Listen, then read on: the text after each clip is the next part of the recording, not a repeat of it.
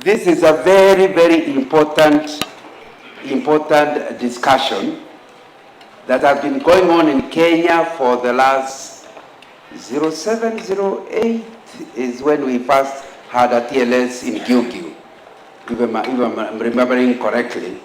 And so it's from around that time to now, we have had many transformation and governance seminars, and you are one among those many people that we are talking about.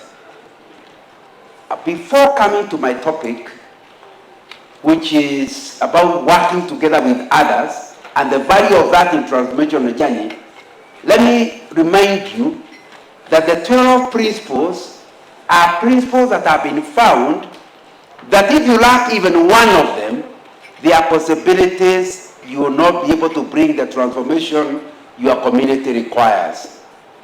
But what is transformation? There are two types of leaders. One type of a leader is a leader who is trying to ensure that the boat does not sink during his period. You know, I took over this church 5 years ago. Look, it's exactly the way. And I'm sure you can remember a man who told the owner of the talent like that. Do you remember him?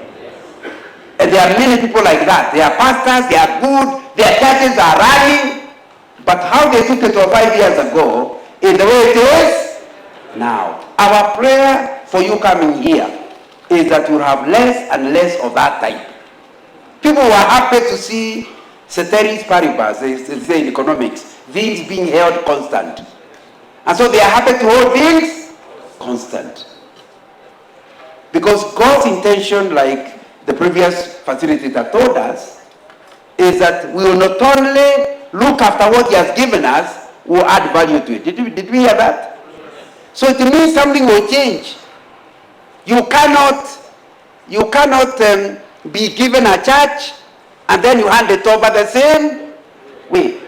And transformation means that you are the kind of a leader where when you hand over the church, it will not even be recognized by the previous ones, because it has changed. And number two, you are not the type of person who changes for the sake of change. Have you met people like that? Yeah, they found you preaching from the front. They want to change and you preach from the back. Why? I said so. Now, that's not the transformation we are talking about. It's a transformation aligned to the vision of the organization, where you can see long term, this is where you want to be, but in my time as a leader, how far have I moved it towards that vision?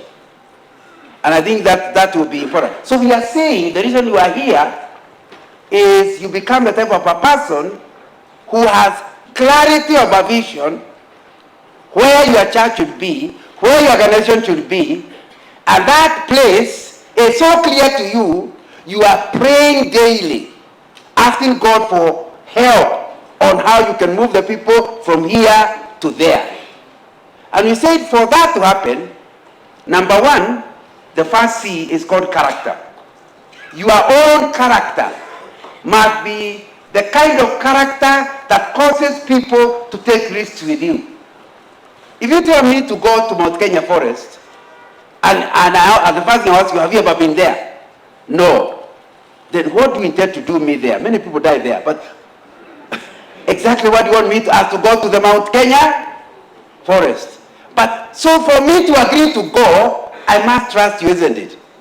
If your character is not trustworthy, am I likely to go? Why am I not going with you? Not because you don't have a vision, but because you cannot be trusted with the vision. So we say that's an important C, and I'll not go through all the C's. We had the C of calling. You remember? I'm trying to remind you what you covered last time. And the C of calling is you must check the clarity of calling on your life and the vision of the organization, and the two must be aligned. Are we together?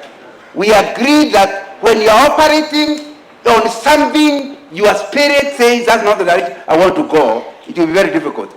Transformational leaders believe in the vision of organization because they believe God, their vision and the vision of organization are congruent.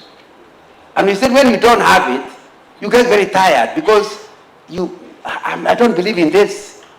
I don't believe that's the way I would want. You are looking for a way out, but you are still here because you have not found the other way.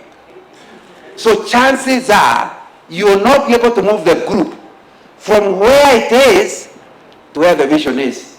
You have a good character, that's not the subject, but you have no clarity of calling, and therefore you are not passionate in what you are doing. Then we talked about community. Do you remember?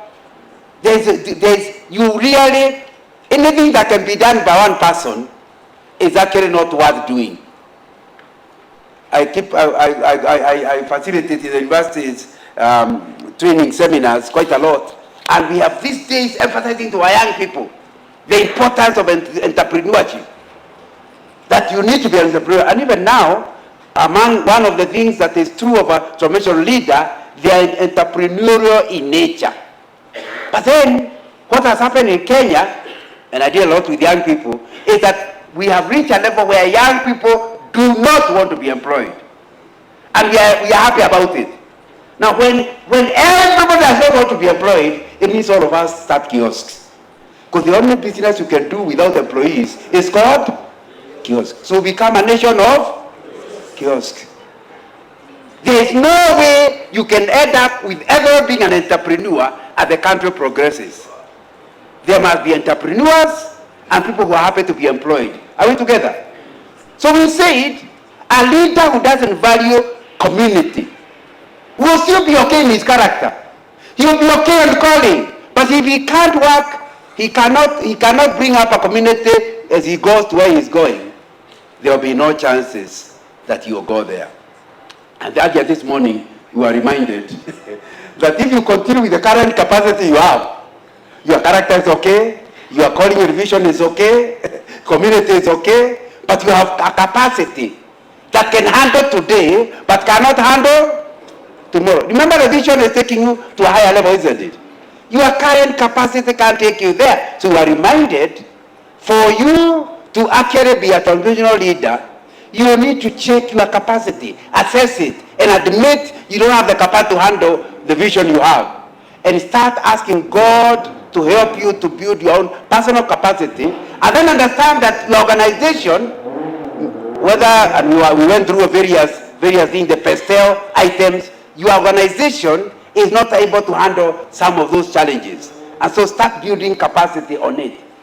Now, we are here in my session saying that if you truly are going to be the type of a person who is going to take your organization places, you need to learn collaborative leadership. How to work with others. And here, I'm differentiated from community. Community is people you are going with. Collaboration is this community collaborates with the other community because they have similarities, not the total vision, but certain aspects of their vision are actually together. The best example we have in Kenya is my old school, Alliance High School. Alliance High School was started by Protestant churches when they realized they have started lower primary, they have started, those days it was called intermediate school, but very few of them had, even intermediate were very few. So therefore, not every church could then end up with a high school.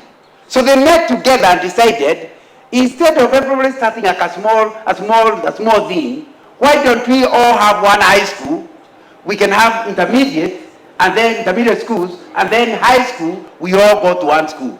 And that's 1926, they started Alliance High School, which by God's grace has continued to be a very good school. But whenever you hear Alliance High School, remember collaboration. It's alliance of Christian churches, Protestant churches, coming together. And because they did that, many people are able to go to Makerere.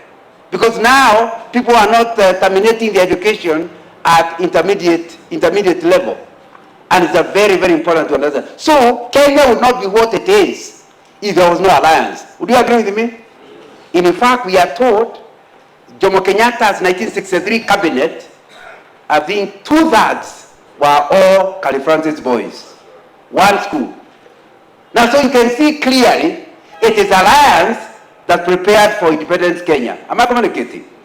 And it was not done by the government. It's not the British. It is churches coming together who knew the value of collaboration. So my friend, if you're a leader, very proud about the way you are moving towards your vision, if you decide not to collaborate, you'll get there, but maybe after Jesus comes. If you want to arrive there earlier, it is important to ask, who are other people whose values are similar to mine, going in similar directions, and we can actually go the same way. Some of these things are funny. In the 1980s, I used to be the share manager for Kisumu region, so I used to be in charge of petroleum supplies in Nyanza province and Western province. And I still remember 1988, the churches got together. If you know Bonke, he was having a crusade. The churches got together, and I got involved. I'll never forget, we agreed that when the decision cards, when people got, and many people got saved. When people get saved, all the cards will be together. There will be a follow-up committee. Then the work of the follow-up committee will be to take the cards and, for the sake of follow-up, hand them over to the various churches. The card asks you which church you want to be associated with, and they put in. When the chairman was a Pentecostal, he has passed away now, so don't try to look at his name. When the chairman realized that not many people were placing Pentecostal churches on the cards, you know, the crusades are still going on. They realized no follow-up was happening. By the time of that day, they realized nothing will happen. Why? How can they go to church? Why are they not feeling my church? He actually sabotaged the whole thing. And it was around that day of the crusade, they realized it's gone. And they went to my was teaching A-level economics at Kisumu Boys that time. And they asked, does your Christian have people? And they had to come together, get young people together to sort out the cards. By that day, of course, they gave up on the pastor. Now, a pastor who does not believe in collaboration. Am I communicating? And that's why, as we are discussing this, I would hope I can convince you that it's something valuable, because once you agree it is valuable, there are gives and takes along the way that you need to deal with. And by the way, it's something quite common in business. I worked for Shell for around 30 years, and we tried several JVs. I can remember myself in Djibouti, which is a very small country, where we felt Shell and Total working in Djibouti was not worth it. So we went there to try to see how we can collaborate. And the key thing driving us is simply economies of scale.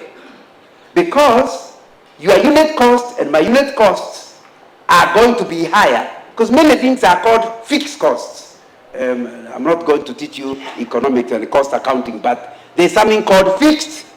The reason it's called fixed is that whether the volume rises or doesn't fall or falls, the costs remain the same.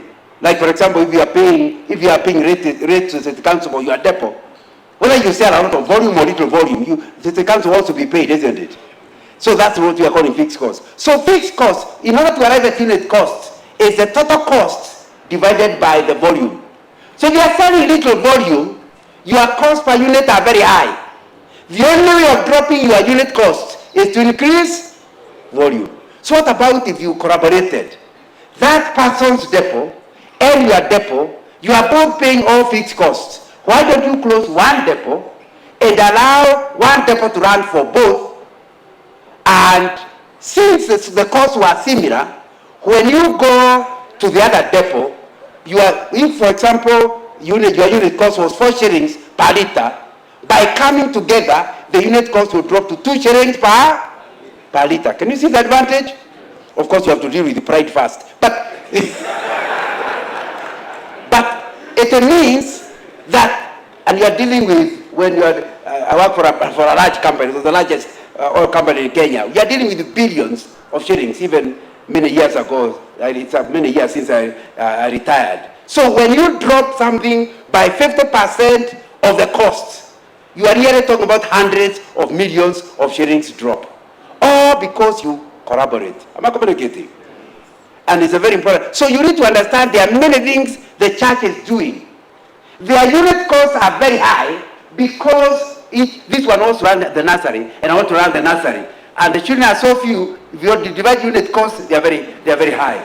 If only you made one large nursery school, the unit cost will become, and then you can even help the poor to come to your Sunday school, to your nursery school. Am I communicating? So it means that this subject of collaboration, when anybody ignores it, transformation is slowed down or even eliminated. All those are very, very possible things. An African proverb says, if you want to go fast, go alone. Because it needs to be understood. Collaboration will slow you down. It will look like it's slowing you down. When you want to go alone fast, go alone. If you want to go far, go together. And that happens to be the thing. It's a very frank statement that you have to slow down, discuss it, study, understand each other. By that time I would have gone far. No, it's true you have gone far, but your impact will not be very, very, very high. The book of Ecclesiastes also helps you to understand this as a principle, collaboration as a principle. Ecclesiastes chapter 4 says, two are better than one because they have a good return for their labor. If either of them falls down, one can help the other up. But pity anyone who falls and has no one to help them up. Also, if two lie down together, they will keep warm. But how can one keep warm alone? I'm not talking to single people, but it's though one may be overpowered, two can defend themselves. A cord of 3 strands is not quickly broken. And so the word of God, we have a biblical basis for the reason we collaborate, and I think it will be very important. So, what have I said in my introduction? What I'm saying, collaboration involves working together out of common interest to better realize a common purpose through win-win solutions. And the reason why you want to do it is, number one, like I have said, it will give you, you'll get gains from it. And we talk about economies of scale. That when you are doing something bigger, your unit cost will be lower, and it is actually everybody will benefit. But I need to be quick to say, when one is a small company, the other one is a bigger company, it means the bigger company unit costs was already 2 shillings. The smaller company, the unit costs were 4. When they come together, they are all at 1 shilling. So the small company has dropped from 4 shillings to 1 shilling. The bigger company has only dropped from 2 to 1. So there are now problems that are appearing. Because when you relate with a small person and you are big, you will gain, but not as much as the small one. The same thing with your name. If you're a big brand and you want to work with Nganga with unknown, my association with you, I will gain, isn't it? And your association with me might make you lose. How can they go with Nganga? So it's an issue that you have to talk, but certainly you get economies of scale. The other thing is sharing of expertise. That I may be strong in this area, I'm also gifted in that area. When we work together, I'll bring my strength, you bring your strength, and we'll cover each other's weakness. Are we together? That's the reason why you are actually coming together. Then there's something they call economics, theory of comparative advantage.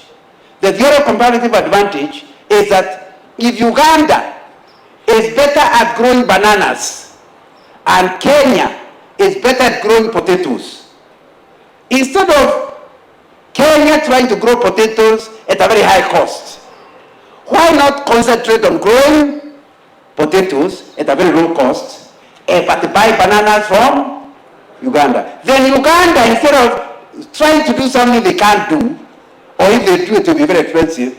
Why continue your banners but buy potatoes from us? And it's the same thing when you are two churches, and one has a certain gifting in a certain area of mission. The other one has another one. We are not asking. Remember, collaboration is not closing one church to join two churches to join. No. It's doing. You still continue being your church. The Baptists are still going to be baptized, and they will not agree to pour water on the head. They will put people in, and you're not asking them to change. But when they want to do a school, they can do the school together with the Anglicans. Are we together? Remember, the St. Martin's across, isn't it? So there are things you can do together, and the two are going to benefit. Theory of comparative advantage. And those are the things you check before you come out to a collaboration. And the thing driving you to collaboration is the need for transformation. You want to go faster to where your group will realize the vision. And I think we could go on. I could have gone on, but we don't have enough time to talk about many other examples. The migrating geese, flying information. Again, since you get the notes, you spend your time looking at how the birds fly together in a way that ensures that that although one is doing all the work, the others are enjoying the drift. And when you get tired, another one changes. And they are flying many kilometers together in a collaboration. Then we can talk about the International Space Station. That is such an expensive thing for one person to do, and then you compete and do. Instead of doing that, the European countries agreed, why don't you have one space station? All contribute towards it, all contribute the people who work in the station, and all of us benefit from the experiments that are done there. And we could talk about Apple, NATO. We could go on. There are many things we could actually go on to it. However, I want at your table, since this is not a subject that is new to you, I want at your table to look at how, give an example of collaboration experience you know of yourself. Not that you tell me like I've just told you stories, but say something you know. Are we together? I'll be ready to defend your story. Which parties were involved? With this story you are giving, we need collaboration, I have an experience. Which parties? Who was who and who? How different were they? Which parties were involved and what was their common interest? Since they are not the same, the critical thing in collaboration is there must be a common interest, which the two of them are willing to work together towards. Question number 2. What were the implementation challenges you experienced? See, it's your story. Just tell us. Was it wow or were there challenges? And I think that will be important for you to tell us the challenges. And how did you handle those challenges? Next question. What extra gains did the parties actually experience? Since you are not talking history, it's something that has happened. Was there any gain or was it a wasted time? And it's not wrong to give wasted time stories, because it might want somebody who is about to go to collaboration about something that went wrong that made you waste your time. It's possible to do a collaboration, then discover you would have gone very far. The collaboration time was a waste of time. So tell the story if there's something like that. Let people, but I just hope in the table there will be others with better stories than yours. The most important thing, since you gained, how are the gains shared? Or did they end up with one party, the other one gained nothing? How are the gains of collaboration shared between the parties? And then in the process, you finish, tell us, what are the key indicators of effective collaboration leadership? What did you understand about the leadership process of the whole collaboration? You have 10 minutes. It's a long discussion. You have 10 minutes from now. Are the questions clear? I did not say, are they easy? I said, are they clear? I said, are they clear? Are the questions clear? Yeah. It's your story. Yes, you can go ahead and ask. Oh. Okay. They should keep it on the board. They should keep it. And I hear these days, when you see it on the board, you just take a picture, take a photo of the screen, and now you'll have. Go back to exercise group discussion. Go back. Who is having the driving seat for the? Yeah, go back, and you are talking about exercise group discussion. Give an example of collaboration experience you know of, and then the questions are there. Take a photo of it, then you can have it with you as you are discussing. Is that okay now? Okay, I'm counting the 10 minutes from now.